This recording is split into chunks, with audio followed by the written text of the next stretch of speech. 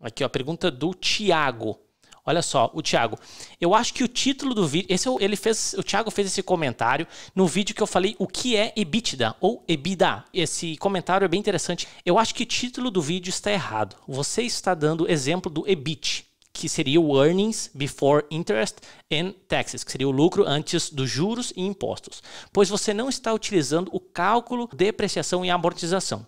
Se for o EBITDA, o exemplo deveria sim entrar no cálculo de depreciação e amortização, Earnings Before Interest, Taxes, Depreciation e Amortization, que seria lucros antes de juros, impostos, depreciação e amortização.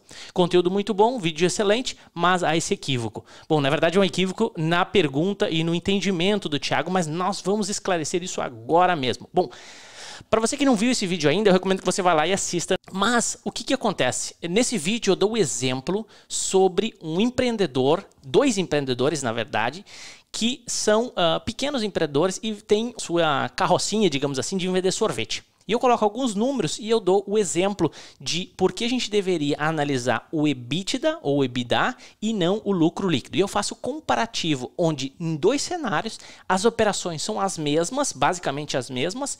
O EBITDA é o mesmo, mas o lucro líquido é diferente. Então, quando eu falei nesse vídeo sobre a definição do EBITDA e do EBITDA, o que acontece é o seguinte. Primeira coisa, antes de analisar o EBITDA ou o EBIT, que seria o lucro operacional, você tem que levar em consideração que existem duas formas de você analisar o DRE de uma empresa.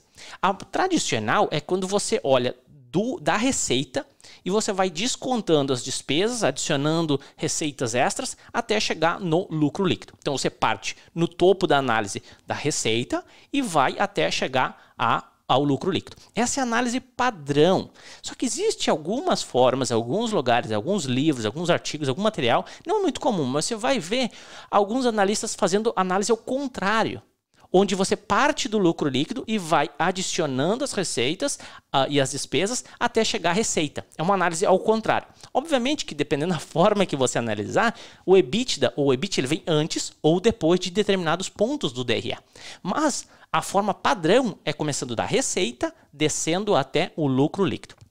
Quando a gente faz essa análise dessa forma, o EBITDA ele vem antes da depreciação e amortização, assim como impostos e juros, ok? O EBIT não, o EBIT ele vem antes apenas dos juros e dos impostos, ou seja, a depreciação está no EBIT. Então, muitas vezes gera esse confundimento sobre EBIT, o EBITDA, sobre a depreciação e amortização, porque o fato de levar em consideração que vem antes depende da forma que você está analisando. Se o lucro líquido está em cima ou se o lucro líquido está embaixo, tá? Então, eu fiz um print aqui do vídeo que eu fiz para ficar mais fácil para você acompanhar. E agora você pode acompanhar aqui na lateral exatamente o flip chart daquele vídeo. Tá? Então, aí tem o exemplo que eu fiz das duas carrocinhas nem sei se chama carrocinha, mas as duas banquinhas de sorvete, né? E ali você tem, veja bem, você tem o EBITDA, nesse caso aí, é de R$4.000. Repare que você tem um EBITDA de R$4.000, você desconta os valores de R$700, que ali está como depreciação, mas na verdade seria depreciação mais amortização. Depois você tem R$500 de despesas financeiras e depois você teria mais R$800 de imposto de renda. Se eu desconto o EBITDA desses três índices, desses três valores, eu teria o lucro líquido que seria de R$2.000. Bom, mas como eu falei para você, deixa eu colocar aqui a definição. Você vai ver aí embaixo aqui da tela que está aqui o EBITDA, ele é igual ao EBIT mais a depreciação e a amortização. Então você que está me acompanhando aí, você vai ver agora nesse exemplo aqui na lateral qual seria o EBIT desse exemplo. Então imagina, como eu acabei de comentar, você tem o EBITDA, seria o EBIT mais a depreciação e a amortização. Eu já sei que o EBITDA é de R$4.000 e eu sei que a depreciação e a amortização juntas são no valor de R$700. Então o EBIT seria quanto? Vou colocar na tela aqui, o EBIT seria de R$3.300. Por quê? Porque eu estou descontando do EBITDA o valor de depreciação e amortização.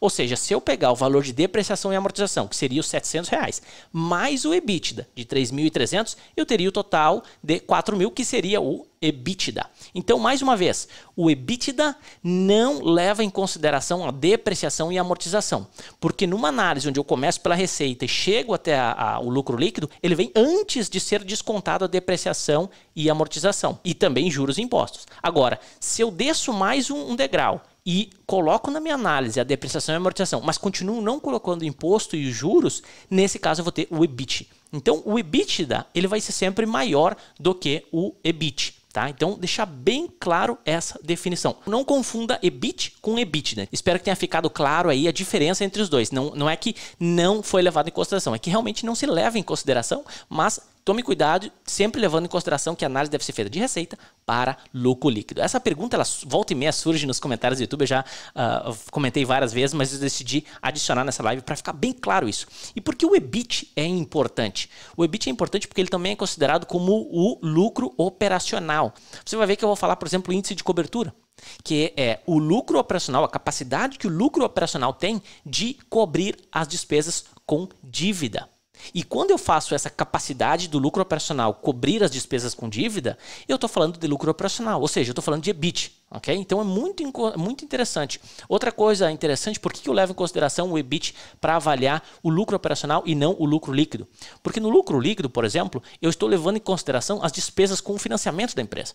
E quando eu vou fazer uma análise de investimento, eu quero saber qual é a eficiência da operação, independentemente da forma que aquela operação é financiada. E se você quer saber um pouquinho mais sobre exatamente isso que eu falei, vai nesse vídeo do que é EBIT aqui no meu canal e você vai ter uma explicação e um exemplo prático sobre essa diferença. Então, a gente sempre quer avaliar o lucro da operação, não necessariamente levando em consideração como que aquela empresa é financiada. Por isso que o EBITDA, sim, é muito interessante de levar em consideração quando eu faço a análise. Beleza? Espero que tenha ficado claro. Se não ficou, se tem mais dúvida, deixa nos comentários e a gente volta a conversar sobre isso, mas eu acredito que ficou bem claro agora a diferença do EBIT e do EBITDA.